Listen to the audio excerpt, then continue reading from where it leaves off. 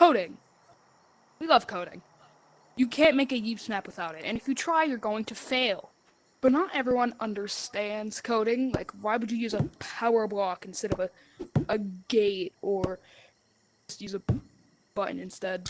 Wires are these little red things. They can be very tall, they can be very short, they can be just a bit into between. You have a wire, you have this go through it, and if I go through it, see a connection is sent between. And that can activate things. Let's say it activates this block, which we can get into buttons immediately, because I'm going to use one for this. I keep grabbing the wrong button. If you grab a button and you click it, there's an input that's sent between. So let's use a button to set in between. If you were to send that through toggle, you can see it turns on, and then if you click it again, it turns off. I'm going to get more into detail of that later. But that's how you send connections, which will lead us into our first thing. Buttons. There is two buttons. The tiny button and the big button. Each button does the same general thing. If you click, it sends power.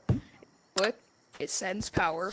There's some differences between them. The big button can get activated with a bat, an axe, spears, chainsaws, boomerangs, guns, the chainsaw thing. Basically anything else that has a hitbox, like arrows. Click arrows, like grapplers and arrows. However, the tiny button does not.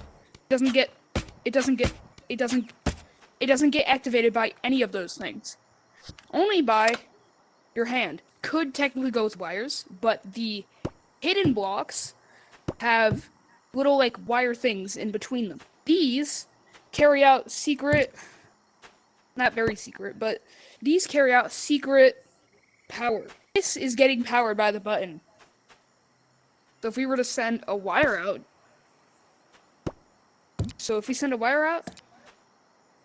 to confirm this,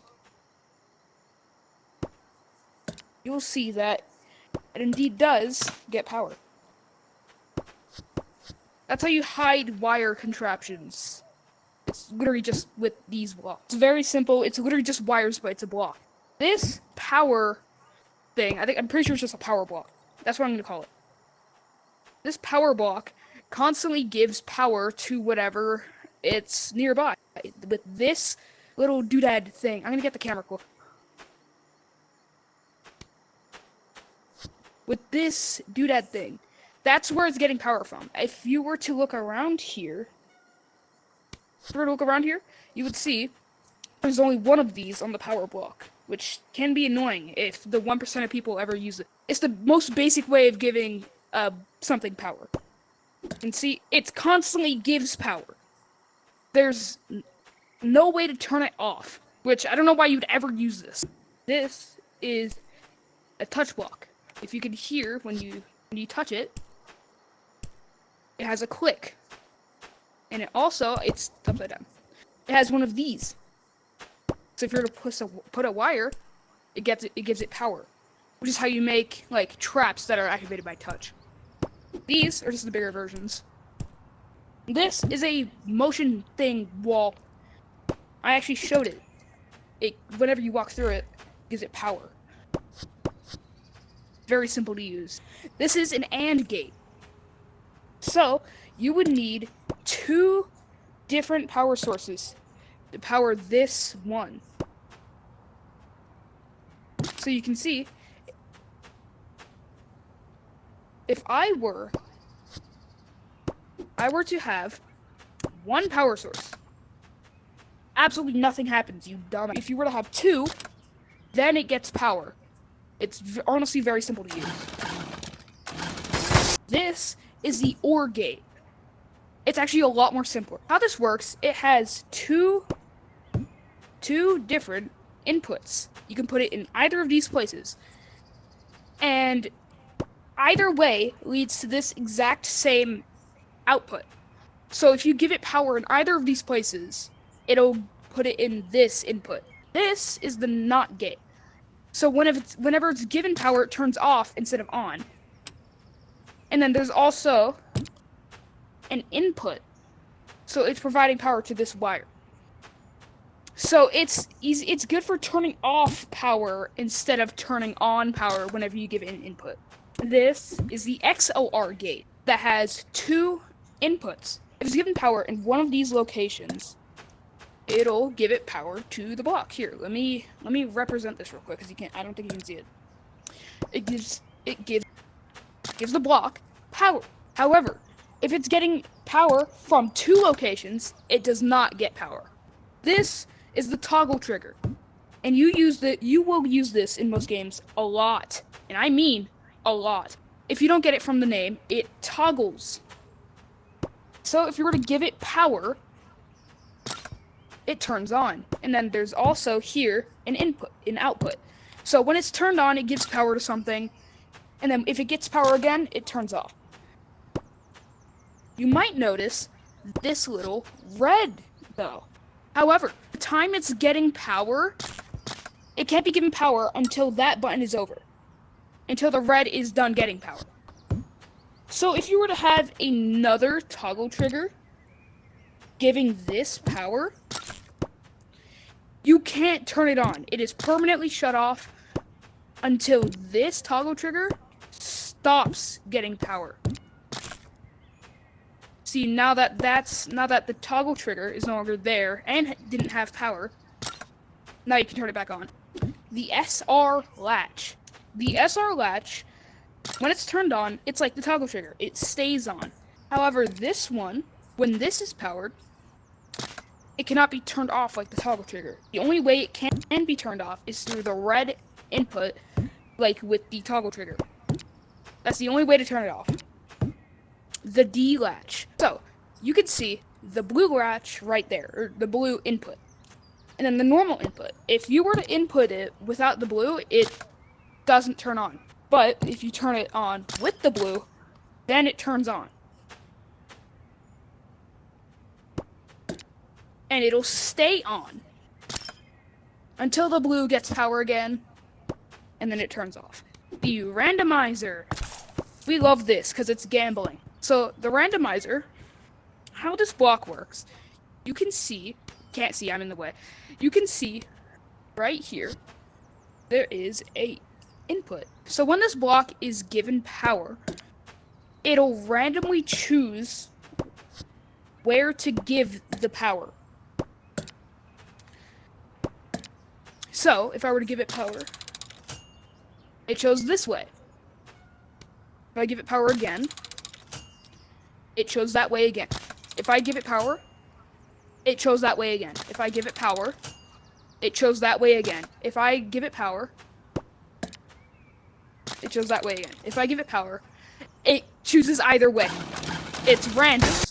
Anyways, the next thing is wireless. Perfect. Yay.